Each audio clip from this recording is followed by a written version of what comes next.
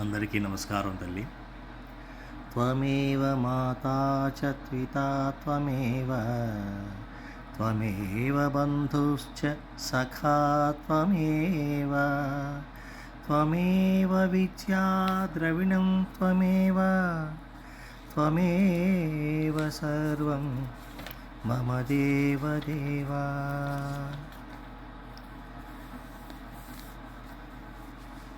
గీతాశాస్త్రం ఇదం పుణ్యం యః పఠేత్ ప్రయతః పుమాన్ విష్ణోః పదమవాప్నోతి భయశోకాదివర్జితః.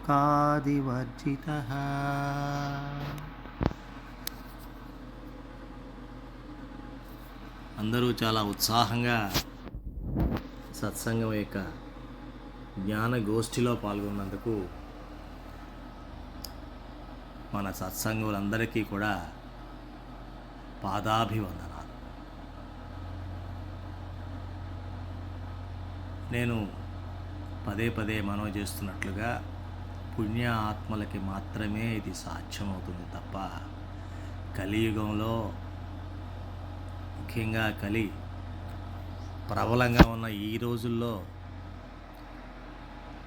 ఎటు చూసినా ఆకర్షణలు, ఆందోళనలు, నిస్సహాయత, అజ్ఞానం అలుముకున్నటువంటి ఈ రోజుల్లో సత్సంగాన్ని ఆశ్రయించి సత్సంగం ద్వారా సుఖాన్ని, శాంతిని, ఆనందాన్ని రుచి చూసేటువంటి భాగ్యం కలిగింది అంటే అందులో శ్రీకృష్ణ పరమాత్మ అనుగ్రహం లేనిదే సాధ్యం కాదు.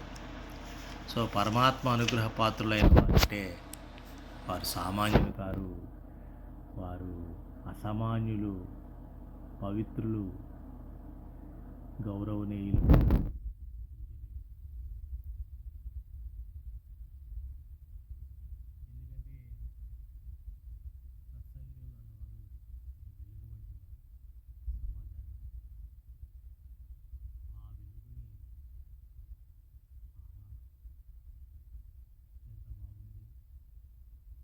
వెలుగు అన్నదాన్నే తేజస్సు అని అంటాం. తేజస్సుకి వెలుగుకి ఉన్నటువంటి తేడా, తేజస్సు ముందు ఎప్పుడూ ఇంకా అంధకారం అన్నది రాదు. వెలుగు అంటే మళ్ళీ చీకటి వచ్చే అవకాశం ఉంది. చీకటి వెలుగులు ఉన్నాయి. తేజస్సు అంటే దాన్ని తేజస్సు అంటారు. ఎందుకు అంటే ఆ ప్రకాశం జ్ఞాన ప్రకాశం కాబట్టి. అందుకనే జ్ఞాన ప్రకాశాన్ని సొంతం చేసుకున్న వాళ్ళు తేజవంతులు అవుతారు. పరమాత్మకు ఇష్టమైన వారిగా, జ్ఞానిగా మారతారు. అదే పరమానందానికి హేతు అవుతుంది. అయితే చాలామంది భావన ఎలా ఉంటుందంటే, ఇది మన కోసం, మీకోసం ఉద్దేశించేది కాకపోయినా మీ చుట్టుపక్కల వారి కోసం సత్సంగం గురించినటువంటి అవగాహనని పెంచడం కోసం కొన్ని మాటలు చెప్తాం అనిపించింది, చెప్తాను. దానికి ముందుగా గోష్ఠిలో పాల్గొన్న ప్రతి ఒక్కరూ కూడా చాలా ఆనందంగా పాల్గొన్నారు, ఉత్సాహంగా పాల్గొన్నారు. మీ సమాధానాలన్నీ నేను చదివాను, చూశాను. మీ ఉత్సాహాన్ని కూడా గమనించాను. అక్కడ నాకు పరమాత్మ యొక్క ఆనందం కనిపించింది. మీ వయసు కానీ, మీ బాధ్యతలు కానీ, మీ కష్టాలు కానీ ఏవీ మీకు గుర్తు రాకుండా పరమాత్మ మాత్రమే మీకు మన మనసులో మెదులుతూ మీ చేత జ్ఞానగోష్ఠిలో ఆ ఉత్సాహాన్ని ఇచ్చి పాల్గొనేలా చేయడం మీకు ఈ కొత్త సంవత్సరంలో తప్పకుండా సుఖము, శాంతి, ఆనందం భగవంతుని కానుకగా మీరు భావించండి. ఇటువంటి జ్ఞానగోష్ఠి ప్రతి వారము కూడా మనం పెట్టుకుంటున్నాము. బుధ, గురు, శుక్రవారాల్లో బుధవారం నాడు పెట్టుకోండి గోష్ఠి. శుక్రవారం నాడు దాన్ని మననం చేసుకుంటూ నేను కూడా దానికి సంబంధించిన సమాధానాలకు సంబంధించిన ఆడియో పెడతాను. దానికి మీరు వింటూ దానిని మననం చేసుకొని నిధిధ్యాసం కూడా చేసుకోండి. తప్పకుండా ఈ సంవత్సరం మీ జీవితంలో వెలుగులు నింపుతుందని ఆ పరమాత్మ ఇచ్చినటువంటి సంకేతంగా దీన్ని భావించండి. ఇప్పుడు మరి సత్సంగం గురించి అవగాహన పెంచడం కోసం 4 మాటలు చెప్పుకుందాం. సత్సంగం అంటే ఏమిటి? ఏదైనా కాలక్షేపంగా ఉండాలి కానీ రోజువారీ జీవితాన్ని, నిత్య జీవితాన్ని డిస్టర్బ్ చేసేది ఉండకూడదు కదా అని కొంతమంది అనుకుంటూ ఉంటారు. అమ్మా, కాలక్షేపము అన్నది లేదు. కాలక్షేపము అన్నది, కాలము అన్నది చాలా అమూల్యమైనటువంటి సంపద. భగవంతుడు కేవలం మనకి మాత్రమే, మానవులకు మాత్రమే ఇచ్చినటువంటి సంపద. మిగతా వాటి కాలం లేదా అంటే ఉంది. జంతువులకి కాలం లేదా? ఉంది. కానీ వాటికి తెలియదు కాలం అన్నది. వాటి దృష్టిలో కాలం అంటే ఏంటి? పుట్టింది, ఆకలేస్తే తింటుంది, ఆకలేయడం దానికి ఒక కాలం, పునరుత్పత్తి ఒక కాలం, అలాగే రాత్రి అయింది నిద్రపోవడం ఒక కాలం, తను తాను రక్షించుకోవడం, భయం అనేది కాలం. సో తనకున్న ఆ కాలంలో ఆ 4 తప్ప ఇంక వేరే దానికి కాలం గురించి తెలియదు, కాల గతి గురించి తెలియదు. మరి మానవ మాత్రుడికి అట్లా కాదు. కాలము అన్నది తనకి ఒక లక్ష్యం, ఒక కర్తవ్యం, ఒక బాధ్యత, ఒక ప్రేమ, ఒక సేవ. ఇది మనకి ఉన్న కాలం. ఉదాహరణకి ఒక పిల్లవాడిని స్కూల్లో జాయిన్ చేయించాం. ఆ నగరంలో ఉన్నటువంటి చాలా విలువైన బట్టలు, చాలా కాస్ట్లీ దుస్తులు వాడికి ధరించాం, పంపించాం స్కూల్కి. అత్యంత ఖరీదైనటువంటి ఆహారం కూడా వాడికి క్యారేజీలో పెట్టి పంపించాం. వాడు స్కూల్కి వెళ్తాడు, అత్యంత ఖరీదైనటువంటి స్కూల్లో జాయిన్ చేసాం. స్కూల్కి వెళ్తాడు, చక్కగా అలంకరించుకుంటాడు, తన అలంకరణ అందరికీ చూపిస్తూ ఉంటాడు, తన ఆహారం కూడా అందరికీ చూపిస్తూ ఉంటాడు, ఆహారం చాలా గొప్పవాడిని చెప్తూ ఉంటాడు. స్కూల్కి వెళ్తాడు, స్కూల్ లోపల కూర్చుంటాడు, టీచర్లు చెప్పేది కూడా వింటూ ఉంటాడు. వింటే వింటాడు, లేకపోతే పడుకుంటే పడుకుంటాడు, తన ఇష్టం. ఏదో చేస్తూ ఉంటాడు, ఆడుకుంటూ ఉంటాడు, అన్నీ చేస్తూ ఉంటాడు. పరీక్షలకు మాత్రం హాజరు కాడు. మరి ఆ సంవత్సరం అంతా తన స్కూల్కి వెళ్ళింది లక్ష్యం నెరవేరిందంటారా?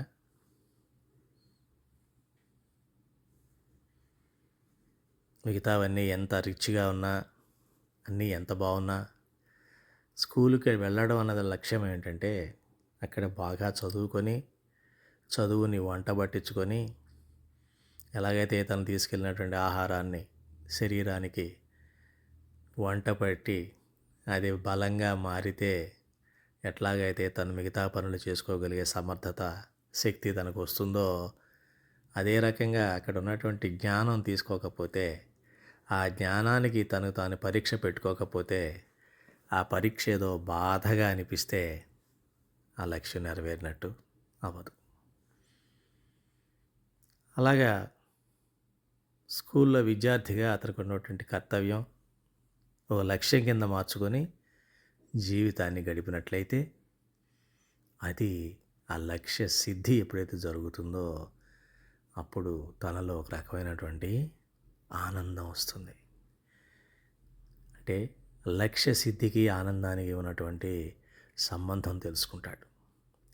కానీ ఈ ఆనందం అన్నది ఏమిటి? ఎక్కడుంది? ఇన్ని రోజులు తనలోనే ఉంది. మనది ఎలా బయటకు వచ్చింది?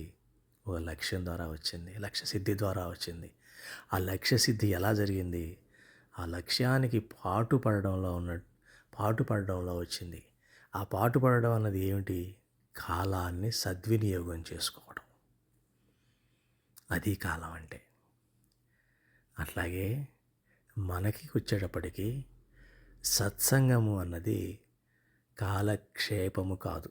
ఎందుకు అనంటే మిమ్మల్ని మీరు ప్రశ్నించుకోండి, మీకే అర్థమవుతుంది. మనం సత్సంగానికి వచ్చినప్పుడు సారీ తద్వారా అదే స్కూల్ అనుకోండి, వచ్చాం చక్కగా లక్ష్యసిద్ధి ఏమిటి? మన లక్ష్యసిద్ధి జీవితంలో పరమానందాన్ని పొందడం, పరమాత్మని గ్రహించడం, అన్నిటికన్నా ముఖ్యం నన్ను నేను తెలుసుకోవడం. ఆధ్యాత్మికత అంటే తనను తాను తెలుసుకొనుటే ఆధ్యాత్మికత. అంటే మనం కాల ప్రభావంలో రకరకాలైనటువంటి పాత్రలో ఉంటాం. మనం కుటుంబాల్లో ఉంటాం, ఆఫీసుల్లో ఉంటాం, సమాజంలో ఉంటాం. ఒక్కొక్క దగ్గర ఒక పాత్ర ఉంటుంది. ఒకే ఇంట్లో రకరకాల పాత్రలు పోషిస్తూ ఉంటాం.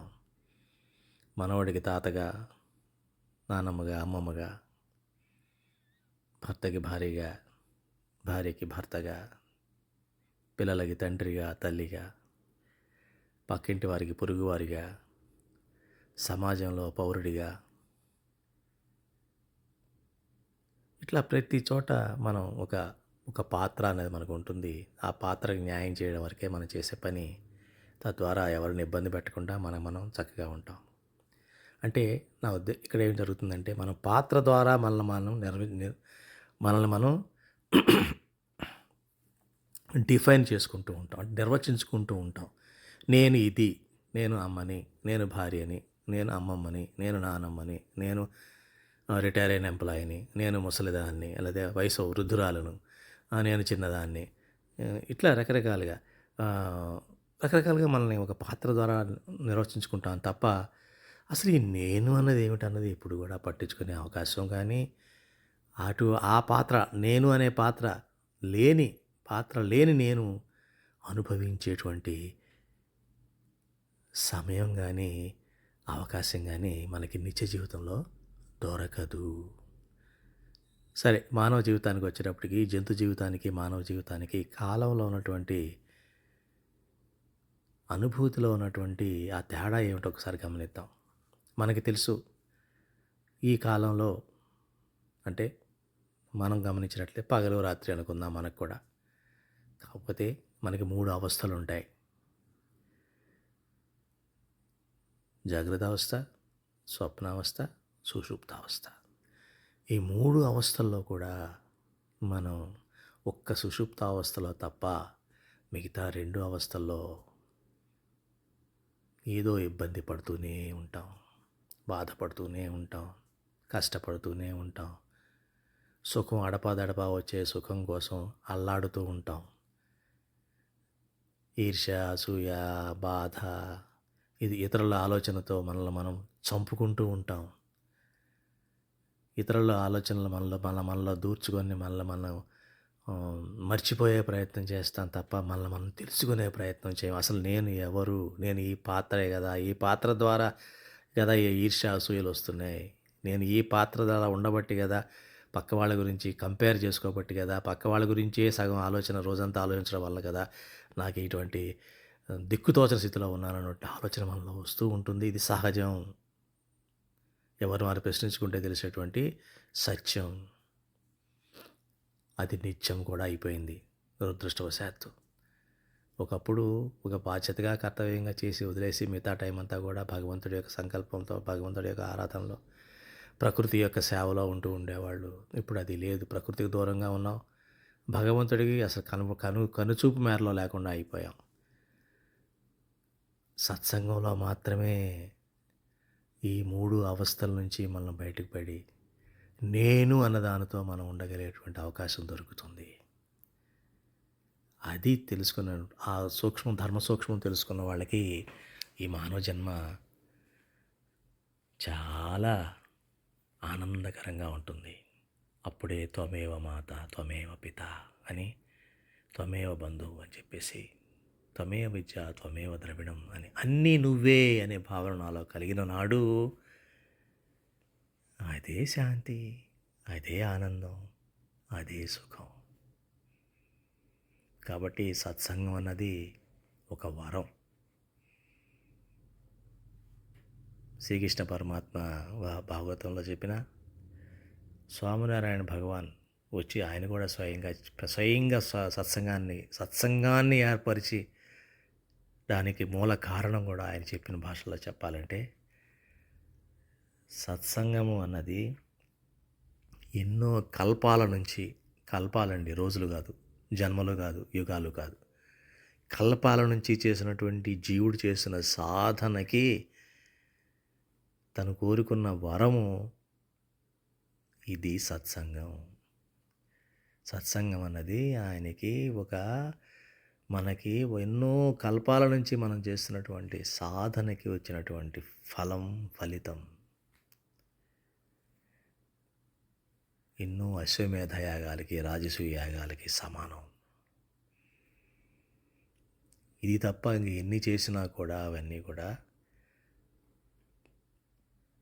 తాత్కాలిక ఫలితాలను ఇస్తాయి తప్ప, ఎలా అయితే ఈ భౌతిక జీవితంలో మనం తాత్కాలికమైన సుఖం కోసం ఎన్నో కష్టాలు పడుతూ ఉంటాము, అలాగే ఈ ఆధ్యాత్మికంలో కూడా ఏదో చిన్న చిన్న తపస్సు, దానము, పూజ ఇవన్నీ చేసుకుంటూ దానివల్ల కూడా తాత్కాలిక ఫలితాలు, ఉపశమన ఫలితాలు లభిస్తాయి. ఉపశమనం దొరుకుతుంది తప్ప శాశ్వత ఆనందానికి అది మాత్రం పునాది కాదు.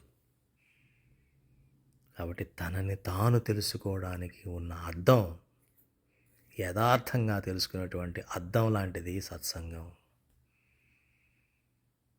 ఎన్నో పాత్రల్లో నలిగిపోయి దిక్కుతోచని స్థితిలో, దుఃఖాన్ని దిగమింగుకున్నటువంటి పరిస్థితిలో తల్లిలాగా ఒడిలో పెట్టుకునేటువంటిది సత్సంగం.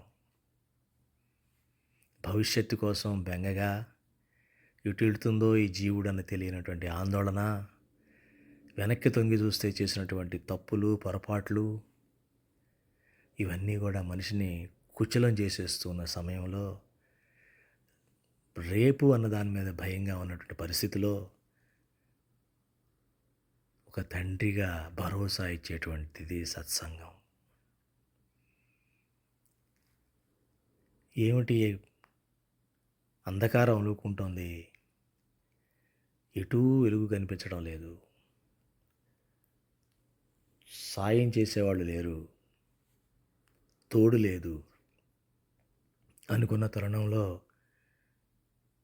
సాక్షాత్తు పరమాత్మ గురువు ద్వారా స్వాంతరణిచ్చేటువంటి ప్రదేశం సత్సంగం.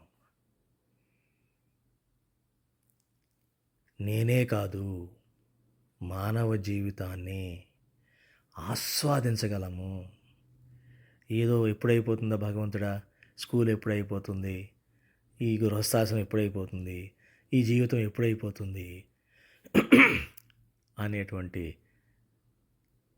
దుర్విచారం నుంచి మనల్ని దూరం చేసి, ఆహా పరమాత్మ నువ్వెన్ని ఇచ్చావయ్యా, నాకు ఎంత ఇచ్చావయ్యా, ఇన్ని ఇచ్చిన నీతో కృతజ్ఞతగా ఉండడం కాకుండా, నీ మీద భక్తిగా ఉండడం కాకుండా, నీ మీద శ్రద్ధగా ఉంటూ నీ యొక్క ఆనందాన్ని ప్రతి చోట నేను గమనించగలుగుతూ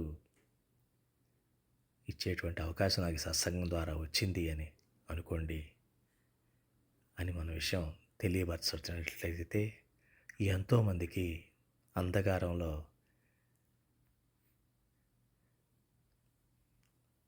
వారిని వారు తెలుసుకోలేని పరిస్థితిలో ఎదుటి వాళ్ళపైన బురద జల్లుతూ, పక్క వాళ్ళపైన ఏదో మాట్లాడుకుంటూ కాలక్షేపం అంటే అది. అటువంటి కాలక్షేపం అంటే కాల విక్షేపము, కాలాన్ని చంపడము, నీకు ఇచ్చినటువంటి కాలాన్ని చంపేయడము. స్కూల్కి వెళ్ళిన సమయాన్ని చదువుకోకుండా మిగతా విషయాలపైన మాట్లాడుకోవడం, మిగతా విషయాలపైన దానిని వ్యర్థం చేయడము, వ్యర్థ ప్రలాపనలు, వ్యర్థమైనటువంటి ఆలోచనలు, వీటి వలన ఆరోగ్యం పాడవుతుంది, శారీరకంగా మానసికంగా తెలియని విచారం ఉంటూ ఉంటుంది. నాకేనా ఇవన్నీ, అందరూ బాగున్నట్టున్నారే, నేనే బాగోలేదనో అనేటువంటి ఇన్ఫీరియారిటీ కాంప్లెక్సు, లేకపోతే నాకేంటి నేనే బాగున్నాను అందరూ అస్సలు బాగోలేదనేటువంటిది దురహంకారము. ఈ రెండిట్లో దేనికో దానికి బలైపోతాడు మనిషి. ఈ రెండూ తాను కాదు. తాను అన్నది ఏదైతే ఉందో, తన ఆనందం ఏదైతే ఉందో, ఏదైతే వజ్రాల గని తన ఇంటి నేల కిందే ఉందో అన్న విషయాన్ని గ్రహిస్తాడో, పరమాత్మ అనే చింతామణి తన చేతికి దొరికింది అని తను అనుకుంటాడో, ఇక చింతామణి చేతిలో ఉండగా చింత అన్నది మనిషికి దరిచేరదు. ఈ సత్సంగం యొక్క విలువ కాస్త కోస్తో తెలిసిన వారు మీరున్నారు కాబట్టి మీకు చెప్పాలనిపించి నేను చెప్తున్నానమ్మా. జ్ఞానగోష్ఠి అన్నది ఒక జ్ఞాన యజ్ఞం. ఆ యజ్ఞంలో మనం పాలు పంచుకున్న నాడు తప్పు ఒప్పులు అన్నవి ఉండవు. ఇక్కడ అందరూ సమానమే. సత్సంగంలో ఉన్న ప్రతి ఆత్మ కూడా పుణ్యమైన ఆత్మే. ఇంకొకటి, ఈ సత్సంగంలో జ్ఞానగోష్ఠి అన్నది ఒక పరీక్ష కాదు. ముఖ్యంగా గమనించాల్సింది, ఇది మీకు చాలాసార్లు మనవి చేశాను. ఈ భూమిపైన ఉన్న ప్రతి మనిషి ఒక ఆత్మ వివిధ స్థాయిల్లో ఉంది. పూర్వజన్మల్లో వారు ఎంతవరకు పాస్ అయ్యారో, ఎంతవరకు చదువుకున్నారో, ఎంత ముందుకు వచ్చారో మనకు తెలియదు. ఒక్కొక్క ఆత్మ ఒక్కొక్క మెచ్యూరిటీలో ఉంటుంది. కాబట్టి అన్నీ ఆత్మగానే చూసుకున్న నాడు ఎవరి మెచ్యూరిటీ లెవెల్లో వాళ్ళు అక్కడి నుంచే మొదలు పెట్టాలి వారి చదువు. ఇక్కడ పోలిక అన్నది ఉండదు. అంటే ఇది రన్నింగ్ రేస్ కాదు, పరుగు పందెం కాదు. లేదు మన రకరకాల పోటీలు పెడుతూ ఉంటారు కదా, ఆ పోటీలు కాదు ఇవి. First prize, second prize, third prize కాదు ఇక్కడ. దీన్ని మారథాన్ అంటారు. మారథాన్ అంటే మనం చేస్తూ ఉంటారు బయట. 5 కిలోమీటర్ల మారథాన్, 1 కిలోమీటర్ మారథాన్ అంటారు. అంటే అందరూ వస్తారు, అందరూ పరిగెట్టాలి. ఎవరు ముందు వచ్చారని ప్రైజులు ఇస్తున్నారు కానీ అది ఇవ్వకూడదు. యాక్చువల్గా తప్పది. మారథాన్ అంటే ఏంటంటే అందరూ పరిగెట్టాలి, అందరూ ఆ గీతను దాటాలి. అది దాన్ని మారథాన్ అంటారు. ఇక్కడ పోటీ అన్నది లేదు. నువ్వు ముందు వచ్చావు, నేను వెనకొచ్చావు అని అక్కడ మాట్లాడుకుంటే అది మారథాన్ అనరు, దాన్ని పోటీ అంటారు. మళ్ళీ పందెము అంటారు. పందెము కాదమ్మా ఇది. ఇది ఎవరి కాళ్ళు అందరూ చేయాల్సినటువంటి మారథాన్ యాత్ర, నడక. ఎవరి స్పీడ్లో వాళ్ళు చేయాలి, కానీ చెయ్యాలి. పాల్గొవాలి. అంటే నేనే రాయలేదు కాబట్టి, నేనేం చెప్పలేదు కాబట్టి నేను వాళ్ళ సత్సంగానికి వెళ్ళకూడదులే, ఎందుకులే వెళ్ళడం, ఇవన్నీ ఆలోచించామంటే మన ఆధ్యాత్మిక ఆలోచన కాదు అది. ఆధ్యాత్మిక ఆలోచన ఏంటంటే నన్ను నేను తెలుసుకోవడం కోసం సత్సంగం వెళ్తున్నాను. నాకు వీరందరూ భగవంతుడు పంపించినటువంటి వరము. వారి ద్వారా నాకు తెలుసుకునే అవకాశం నాకు భగవంతుడు కలిగించాడు. గురువుగారు ఒక వరము, గురు శిష్యుల బంధం అన్నది ఒక వరము. గురువుగారికి చెప్పినట్టు మాట నా యొక్క ఆత్మ బలం కోసం, ఆత్మ శుద్ధి కోసం, ఆత్మ బలంతో నేను ముందుకు వెళ్ళడం కోసం, ఆనందాన్ని ఇంకా రెట్టింపు చేసుకోవడం కోసం, నా ద్వారా ఇన్నాళ్ళు కుటుంబంలో ఏదన్నా సమస్యలు వచ్చినట్లయితే నా ద్వారా ఇంకా ఏ సమస్యలు కుటుంబంలో రాకుండా, కుటుంబంలో ఇతరుల ద్వారా నాకు వచ్చే సమస్యలను కూడా హాయిగా భరించగలిగేటువంటి ఆధ్యాత్మిక శక్తి నాలో పెంచుకుంటున్నానన్న విషయాన్ని మనం గమనించాలి.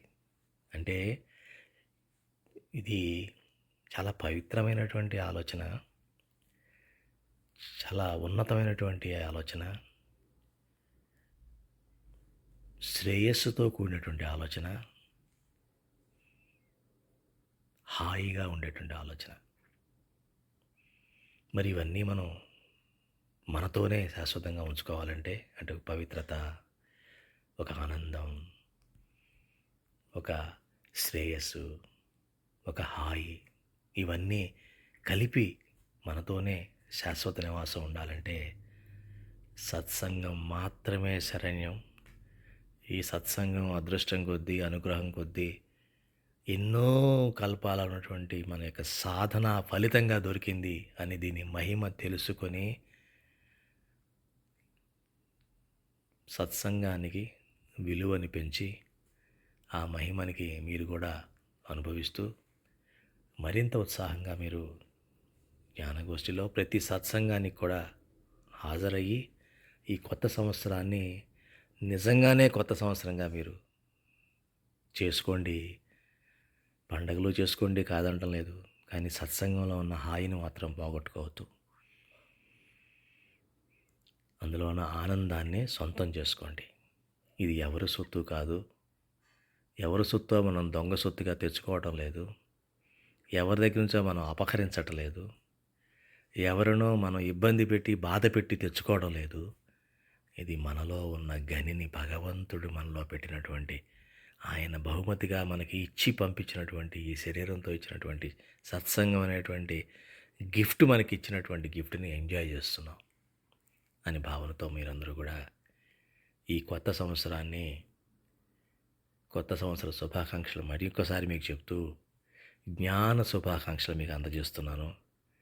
మీరందరూ ఉత్సాహంగా పాల్గొన్నారు. నాకు చాలా ఆనందం వేసింది. పాల్గొనని వాళ్ళు కూడా ఆలోచించి ఉంటారు డెఫినెట్గా. అది మాత్రం చాలమ్మా, మీలో ఆలోచన వచ్చింది. మీరు కూడా రండి, సత్సంగంలో కూర్చోండి, ఇతరుల ద్వారా తెలుసుకునే ప్రయత్నం చేయండి. ఇక్కడ అహం కానీ మమత్వం కానీ ఏమి పెట్టుకోవద్దు. అది వచ్చింది అంటే అర్థం ఏంటంటే నేను ఇంకా ఎదగలేదు అని తెలుసుకోవాలి. పిల్లవాడు స్కూల్కి వెళ్ళడానికి ఎలా మంకు పట్టుబట్టి ఏడుస్తూ ఉంటాడో, వాడి విలువ తెలియక, చదువు విలువ తెలియక ఏడుస్తున్నప్పుడు మనం ఏదో రకంగా వాడిని స్కూల్కి పంపిస్తాం. వాడు తెలుసుకునేంతవరకు ఇబ్బంది పడతాం. వాడు తెలుసుకునేలాగా పిల్లల మధ్యలో పెడితే వాడు తెలుసుకుంటాడులే అనుకుంటాం. అలాగే ఇంట్లో ఉంచకుండా పిల్లల మధ్య పెడితే తెలుసుకుంటాడులే అనుకుంటాం. ఎలాగైతే అనుకుంటామో అదేవిధంగా సత్సంగంలోనే ఉంటూ ఉంటే ఈ సత్సంగం తెలుస్తూ ఉంటుంది. మీరు మిగతా వాళ్ళు 4 శ్లోకాలు చెప్తే మీరు ఒక శ్లోకం చెప్పే ప్రయత్నం చేయండి. మిగతా వాళ్ళు ఒక శ్లోకం చెప్తే మీ శ్లోకంలో ఒక పదం చదివే ప్రయత్నం చేయండి. ఆ ఒక్క పదాన్ని, నేను ఒక్క పదమే చదవగలుగుతాను, చదవండి. ఒక్క మాట చదవండి, లేదా ఒక అక్షరం చదవండి చాలు. వాళ్ళు 4 శ్లోకాలు చదివి ఎంత ఫలితం వస్తుందో, మీరు ఒక అక్షరం చదివితే ఫలితం సమానం అవుతుంది, ఇంకా ఎక్కువ కూడా కావచ్చు. ఎందుకు అంటే దానికి కారణం ప్రయత్నం. ఇంకో కారణం, వాళ్ళ వెనుక ఎటువంటి పరిస్థితులు ఉన్నాయో మనకి తెలియదు. వాళ్ళు ఎంత కష్టాన్ని, ఎంత బాధని, ఎంత ఏమంటారు ఎదుర్కొని వారు ఈ సత్సంగానికి వచ్చారో మనకి తెలియదు. అందరికీ పరిస్థితులు అనుకూలంగా ఉన్నాయా అనుకోవడానికి వీల్లేదు. కాబట్టి సత్సంగానికి రావడం ముఖ్యం. వచ్చిన తర్వాత కాస్తన్న వాళ్ళు ఒక అక్షరం చదివాలన్నమాట. అది దీనికి ఉదాహరణగా మనం చెప్పుకోవచ్చు. ఒక స్కూల్లో ఒక విద్యార్థి ఉంటాడు. ఇద్దరు విద్యార్థులు ఉంటారు. ఒక విద్యార్థికి బాగా అన్నీ అనుకూలంగా ఉంటాయి. దేనికి అసలు తడుముకోవాల్సిన పని లేదు. ఒక విద్యార్థి అన్నిటికీ తడుముకోవాలి. స్కూలుకు రావడానికే తడుముకోవాలి. ఇంట్లో భార్య, ఇంట్లో అమ్మా నాన్న ఎప్పుడు దెబ్బలాడుకుంటూ ఉంటారు. సరైనటువంటి దుస్తులు ఉండవు, సరైనటువంటి ఆహారం ఉండదు, సరైన పిల్లల్ని తన తమ్ముళ్ళని చెల్లెలను చూసుకొని వాళ్ళని కూడా చూసుకొని వాళ్ళని జాగ్రత్తగా పెట్టి, తండ్రి తాగుబోతూ అవుతాడు, గొడవలు ఉంటాయి, పరీక్షలు చదువుకోవడానికి ఉండదు, పుస్తకాలు కొనుక్కోవడానికి డబ్బులు ఉండవు. అయినా కూడా ఎంతో కష్టపడి అందరూ పడుకున్నాక 1 గంట సేపు దీప వెలుగులో చదువుకోవడం, చిరిగిపోయిన దుస్తులే కుట్టుకోవడం, ఇవన్నీ చేసుకుంటూ ఒక విద్యార్థి రావచ్చు స్కూల్కి. ఒక విద్యార్థికి అసలు ఇవి సమస్యలే కాదు. అతనికి హ్యాపీగా వచ్చేస్తాడు స్కూల్కి. బాగా చదువుతాడు కూడా. ఎందుకంటే ఆయన కంప్యూటర్ ఉంటుంది, ల్యాప్టాప్స్ ఉంటాయి, నెట్ ఉంటుంది, అన్నీ ఉంటాయి. నోట్స్ గురువుగారు చెప్పకముందే, టీచర్ గారు చెప్పకముందే ఆయన టకటకటక గూగుల్కి వెళ్ళిపోయి మొత్తం చూసి చేసే అవకాశం కూడా అతనికి ఉంటుంది. ఇతనికి అసలు ఏమీ ఉండవు. అటువంటప్పుడు ఒకసారి స్కూల్లో వార్షికోత్సవం జరిగినప్పుడు ప్రైజ్ డిస్ట్రిబ్యూషన్ చేస్తున్నప్పుడు ఎవరైతే ఇటువంటి దుస్థితిలో, అంటే పరిస్థితులు బాగోనటువంటి బాలుడు పాస్ అవుతానా నేను అసలు అనేటువంటి భయంగా రాసిన పరీక్షలో అతనికి 2nd క్లాస్ వచ్చి 50% మార్కులు వచ్చాయి. ఎవరైతే ఇంకో విద్యార్థి, అన్నీ అనుకూలంగా ఉన్న విద్యార్థి, ఎప్పుడు అతనికి 90% వస్తూ ఉంటాయి. ఈసారి కూడా 90% వచ్చింది. అయితే ఆ స్కూల్కి కొత్తగా గురువుగారు లాంటి ఒక ప్రిన్సిపాల్ వచ్చారు. ఆయన అందరినీ సమానంగా చూడడం, అందరికీ సమానంగా విద్య అన్నది ఒక వెలుగు లాంటిది. అందరికీ వాళ్ళలో ఉన్నటువంటి భావాలని మంచి భావాలుగా పెంచాలి తప్ప తగ్గించకూడదు, ఎవరేమిటో తెలుసుకోవాలనే ఉద్దేశంతో ఆయన prize, the best prize of the year అని చెప్పేసి, ఎవరైతే భేద స్థితిలో ఉండి పాస్ అవునా అనేటువంటి ఆలోచనలో ఉన్నటువంటి విద్యార్థి ఒక్కసారిగా 50% మార్కులు వచ్చేటప్పటికి అతనికి ఇవ్వడం జరిగింది. అందరూ ఆశ్చర్యపోయారు, ఏమిటి ఇట్లా జరిగిందని. ఎలా ఇచ్చారంటే అప్పుడు చెప్పారు, అన్నీ అనుకూలంగా ఉన్నవాళ్ళు 90% ప్రతిసారి తెచ్చుకుంటున్నాడు, 90% 95% పెంచలేదు అతను. చూడండి, అతని స్టార్టింగ్ పాయింట్ 90, ఎక్కడికి అతను కృషి ఎక్కడ చేయాలి, ఇంకొక 1% 2% పెంచుకుంటూ వెళ్ళాలి. వీళ్ళ స్టార్టింగ్ పాయింట్ అసలు ఫెయిల్ అవుతానేమో అనేటువంటి స్టార్టింగ్ పాయింట్. ఎంత కృషి, ఎంత సమర్థత పెడితే 50% వచ్చింది. ఆ కృషికి నేను ఇచ్చినటువంటి బహుమతి, ఇక్కడ స్కూల్లో మేము ఇస్తున్న బహుమతులు కృషికి ఇవ్వబడతాయి కానీ అల్టిమేట్గా వచ్చే రిజల్ట్ కాదు అన్న విషయాన్ని. అలాగే స్వామినారాయణ భగవాన్ కూడా అత్యద్భుతమైనటువంటి ప్రసంగం అమ్మ ఇది. ఆ ఊళ్ళో ఒకసారి చెప్పినట్టున్నాను మీకు ఆల్రెడీ, అయినా సందర్భం వచ్చింది కాబట్టి ఇంకోసారి చెప్తున్నాను. ఆ ఒక ఊళ్ళో, ఆ ఊరి పేరు తనకు గుర్తులేదు నాకు పూర్తిగా, ఆ ఊరిలో యజ్ఞం చేస్తున్నప్పుడు పెద్ద యజ్ఞం తలపెడతారు భగవాన్ స్వామినారాయణ. తలపెట్టినప్పుడు ఆ ఊరిలో గోధుమలన్నీ కూడా మహిళలందరూ తీసుకెళ్ళి పిండి ఆడించడానికి తీసుకెళ్తారు. ఆ పిండి ఆడించడానికి తీసుకెళ్తున్నప్పుడు అందరికీ గోధుమ బస్తాలు ఇచ్చి ఫలానా రోజుకి అన్ని పిండి తీసుకురండి అని చూపిస్తూ ఉంటారు సాధువులందరూ. అప్పుడు ఆ ఊళ్ళో ఉన్న ఒక గణిక అంటే వేశ్య, ఆవిడ కూడా భగవంతుడి మీద ఆరాధన ఎక్కువ ఆవిడకి.